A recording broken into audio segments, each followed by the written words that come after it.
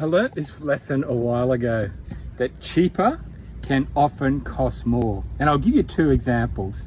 So I had a person come to me once and they wanted to set up a self-managed super fund to buy a rental property in. So they came and met with me and I gave them the advice and I gave them a quote.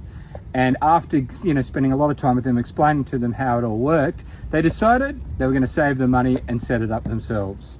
So they went and set it up themselves, and what they did was they actually bought the property in the wrong entity.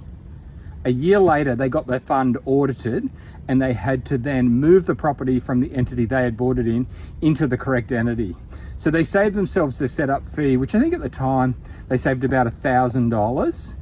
And 12 months later, when the fund got audited and they had to move the property, they had to pay stamp duty again, which cost them $27,500. Second example is I had somebody come to me, they wanted to set up a company. Now, they're pretty knowledgeable people. They know what they're doing in a lot of things. But when they set up the company, they set it up and issued only one share to themselves.